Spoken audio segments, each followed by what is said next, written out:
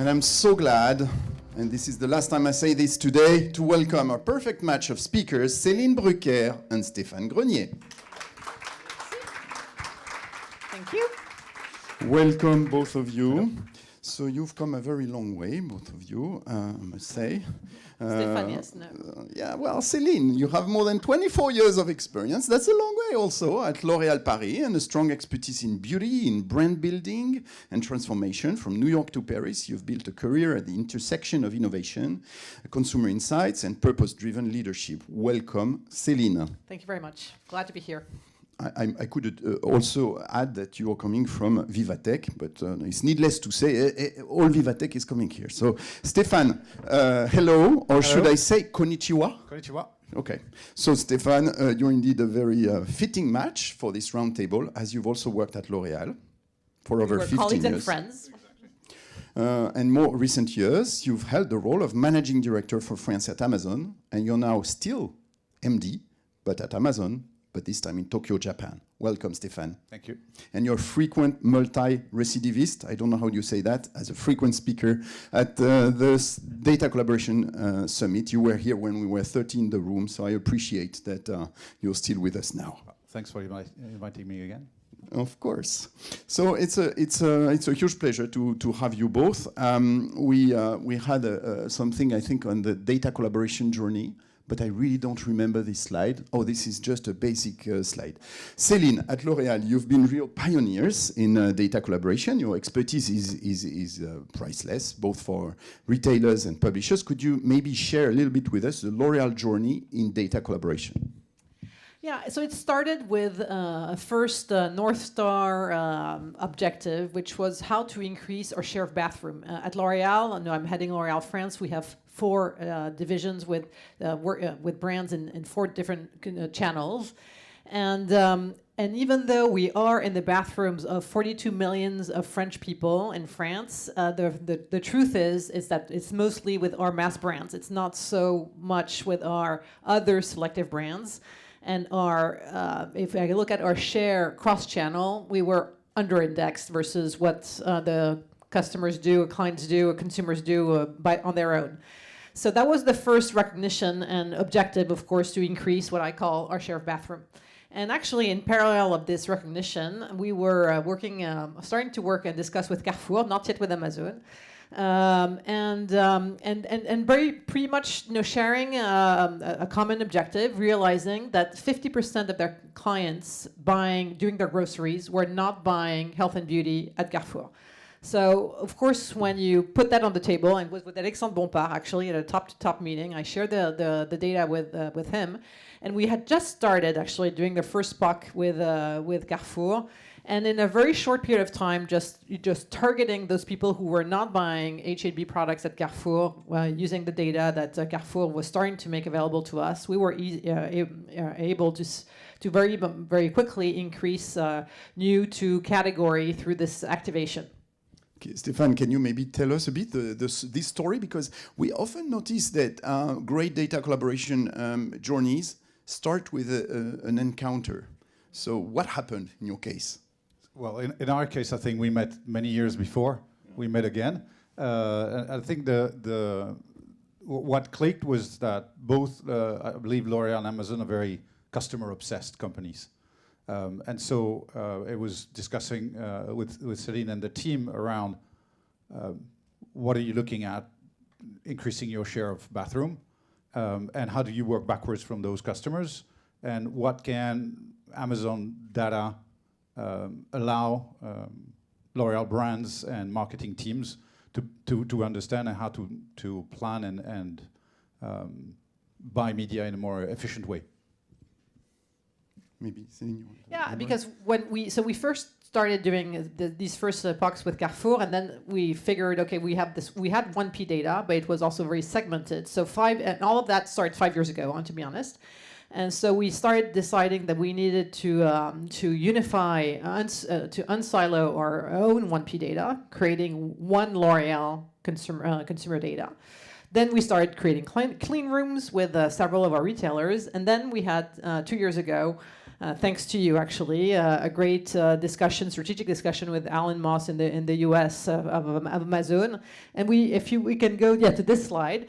Again, here I shared this data with you and with Alan Moss, saying, look, you guys in France, you sell some products at Amazon for 40 million customers. But again, if we look at beauty buyers, there were only 6 million of them and only 2 million of L'Oreal buyers. And if you looked at the Amazon's market share of beauty in France, there was a lot of opportunity to grow it together.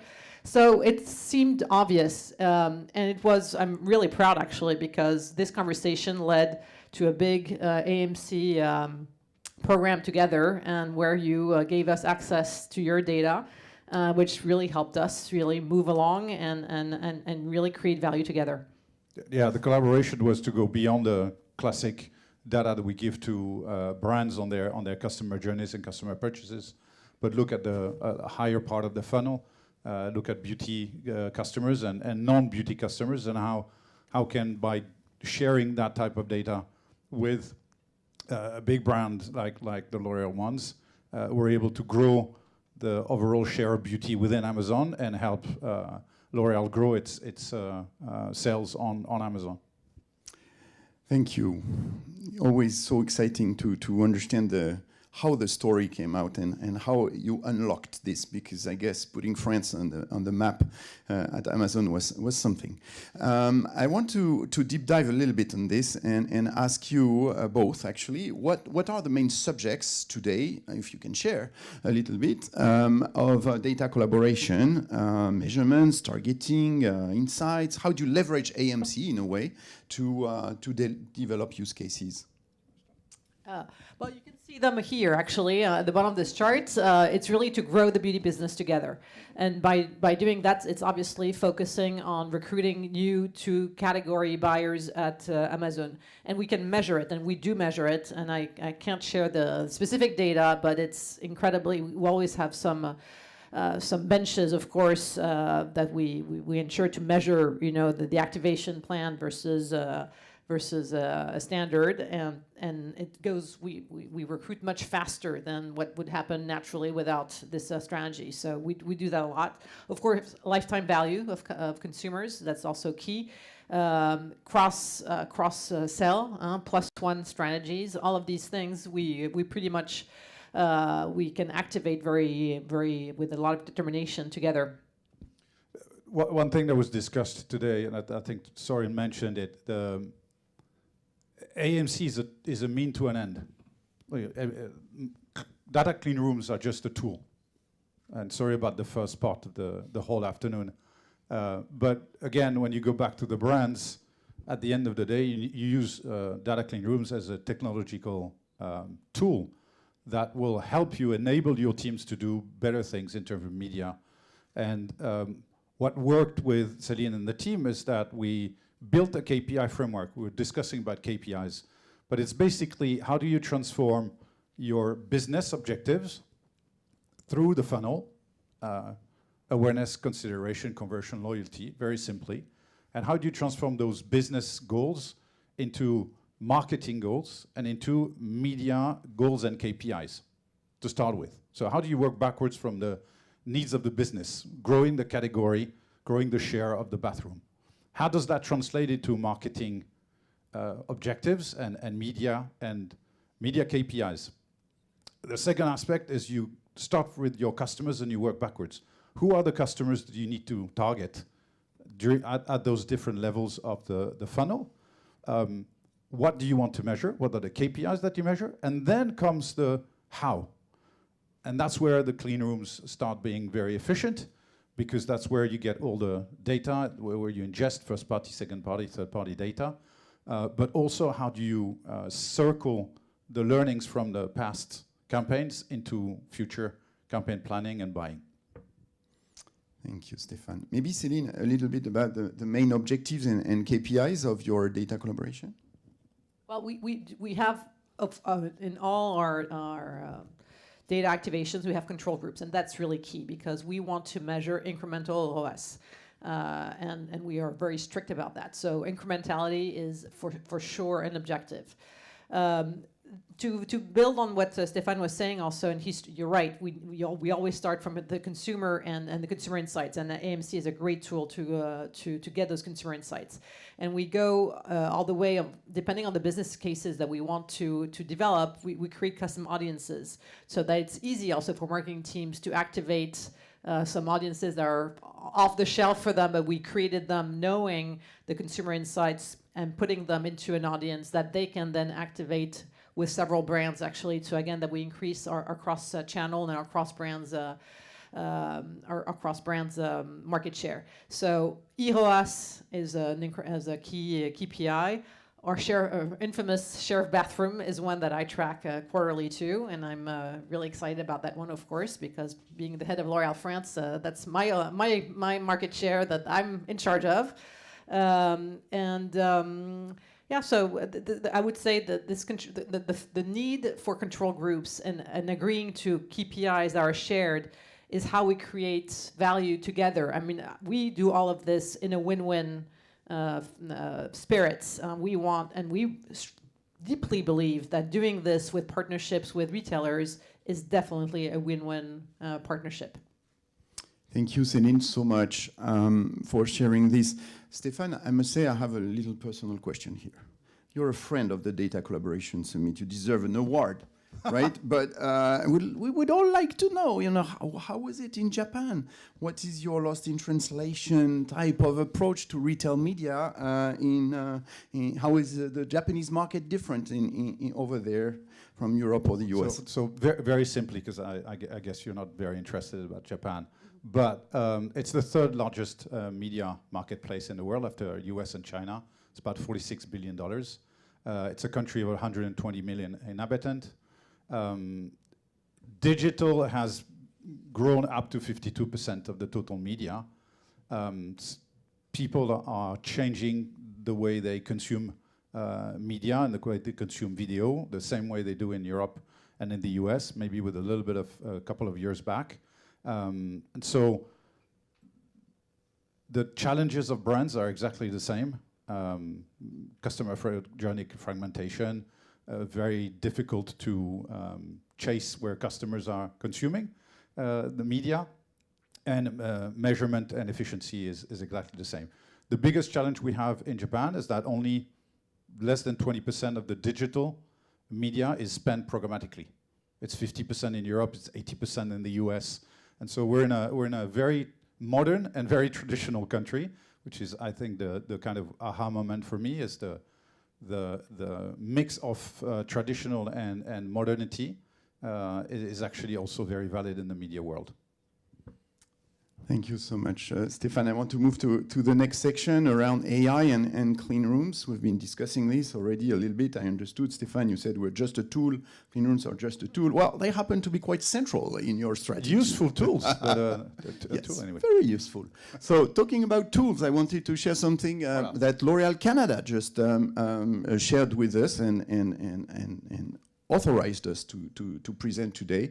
It's a great case leveraging AMC where we have access to category insights and we can do competitor conquesting. So you have here even the results, and thank you L'Oréal Canada if you're watching us on one segment, obviously. So plus 12.5% growth on the customer base and plus 15K a net gain from competitor conquesting.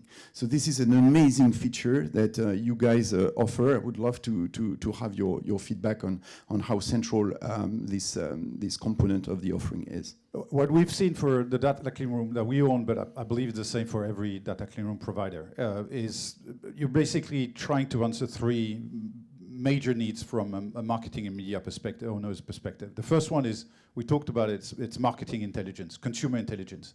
Thanks to the clean room, you're digesting a level, a quantity, a granularity, a depth of data that you haven't been able to do before. And you're learning from that, and because it's all programmatic, you're able to re-input those learnings into future media planning and buying. So, and you understand customer journeys and you understand customers. For the first time, we're able to give, even to competitor retailers of Amazon, data about consumption of products and video and audio. So customer intelligence is very efficient. The second one is media efficiency. You want to have a more personalized, easier, faster way of doing media. And the third one is cost efficiency. You're doing that because you don't have media budgets that are growing year after year. You have to make your ads dollars work better year after year. And so clean rooms are one way of being able to achieve those three major components of a CMO's responsibility. Yeah, and I would add the fundamental one, which is the fact that it's anonymous and that it's safe for all of us, and that we can basically cross the data between a retailer, a media partner, our own 1P data, and have the same signal and activate outside of in our media strategy with our media partners. So I would say this trust is absolutely key and is, I think, the reason why we are able to join forces, sharing anonymously each of our data and making it work together. And with the twins profiles, etc., it's incredibly powerful. So I think this technology was actually game-changing in the CRM versus the old CRM world, which you were mentioning. I think we were all waiting for that, actually.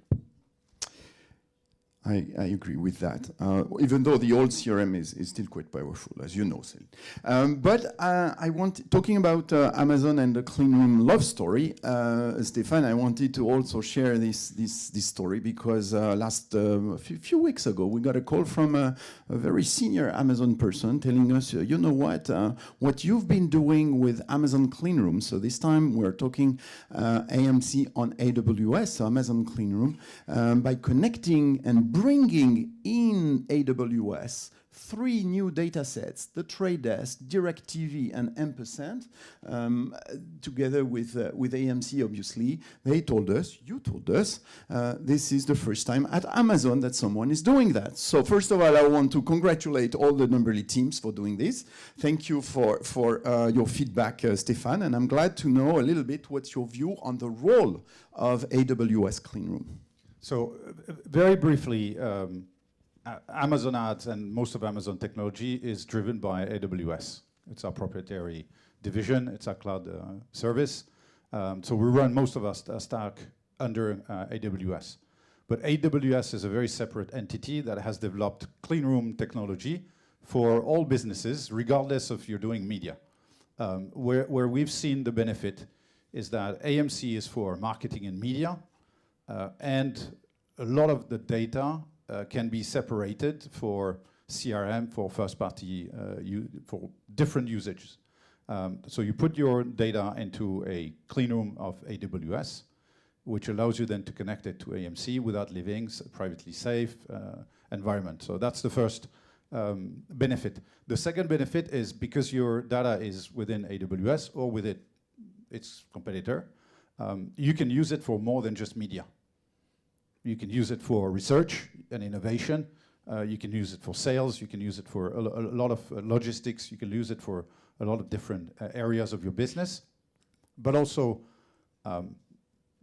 we're partner. AWS is very agnostic of Amazon, and it partners now with somehow direct or indirect competitors of Amazon Ads, such as the Trade Desk or others.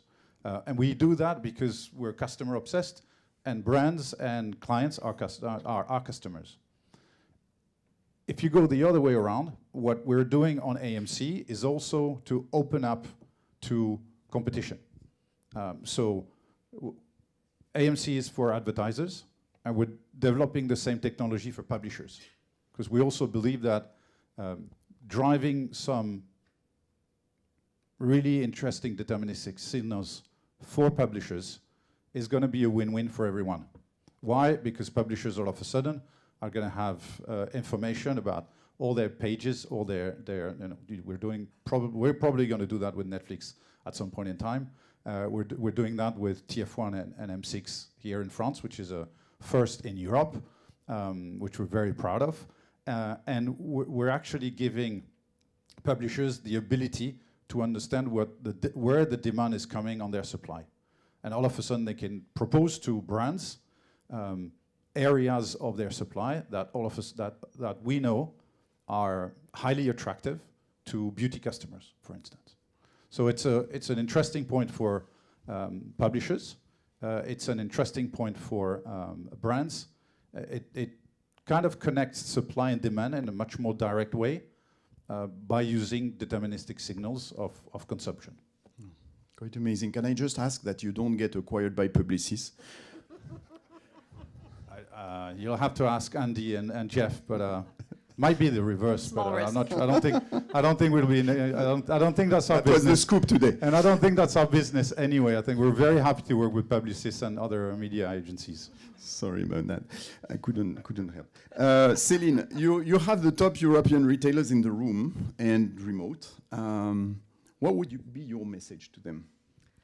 Go for it. Work with us, because honestly, I really don't see the downside. I mean, a lot of the retailers are now working with us and probably with others, but I think I hope we're ahead of the game. A few are not yet, and they're quite shy about or concerned about their data. And I understand that the old world, but actually here, I think with this setup, I think the data is safe, and I really deeply believe it's win-win. So that would be the message. Go for it. Call us. Amazing. Thank you, Céline. And you will be able to go for it just after this session. So to conclude, among the different topics, which would you say are your data collab priorities, Céline? Improve on incrementality measurement, better measure top-of-funnel activations, gain access to more retailer clean rooms, test in-store activations with Thierry, first row here, or invest in AI? I would say incrementality, because that's really where the win-win is. And I have to say that all of this is actually also working for physical stores. It's not only for e-commerce, it's also for digital physical stores.